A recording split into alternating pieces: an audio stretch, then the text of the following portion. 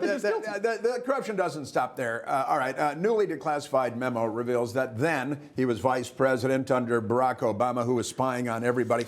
It was Joe Biden and his team intervened in 2016 to prevent the CIA, the Central Intelligence Agency, run by that guy who voted for the Communist Party candidate. Penitentiary face. From penitentiary face John Brennan, from sharing an intelligence report about, you'll never guess, the perceptions that Ukrainian officials had about Joe Biden's son, Hunter Biden, the Picasso of the Western world in the 21st century, Hunter Biden and his business dealings in Ukraine, surprise, surprise. The CIA reporting, listen to this now.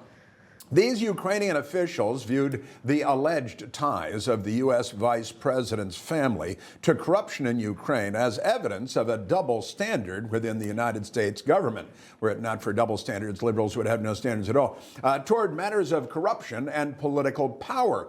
Also in these now brand new declassified memos is an email from the Director of National Intelligence, and in 2016, that was, of course, none other than James Clapper, who lied to us under oath about spying on all of us. The email saying, Joe Biden, listen now, strongly prefers the report not be disseminated. I bet they would prefer the report not. Now, the reason this is gigantic is because it was President Trump that made a phone call to Ukraine about the Biden family's corruption in Ukraine that led to the impeachment of the President of the United States, while the CIA sat on this information and allowed this fraud to be perpetrated by Alexander Vindman, who, by the way, was born in stinking Ukraine.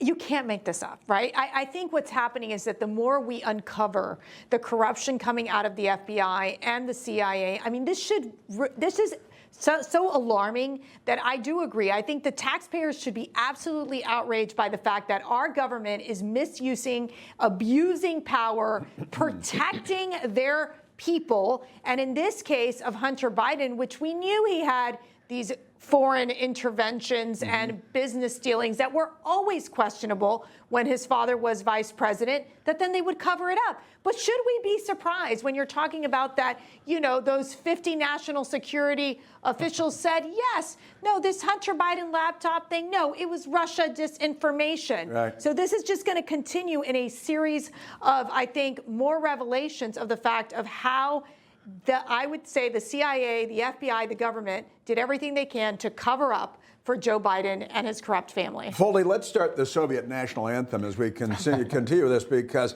this is the stuff of third world, Eastern European, Cold War era secret police operations, and it's the Democrat Party and the permanent bureaucracy in Washington, D.C., also known as the deep state, and the CIA and penitentiary face John Brennan, who literally voted for the Communist Party candidate for the presidency of the United States and made CIA director by Barack Obama, who was mentored by a communist as a teenager named Frank Marshall Davis.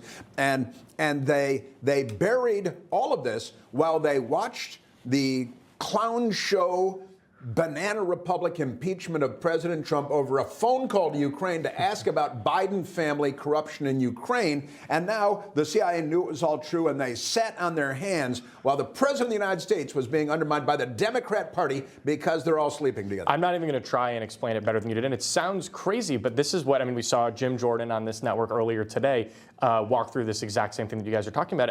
And this shows, by the way, how you get the felonious 51, right? This is the culture that these people are steeped in, where it is just partisanship and where spying on your political opponents is actually par for the course. And this, again, it's what Tommy Tuberville said. You expect this in North Korea, not in North America. And this is basically as un-American as it can get.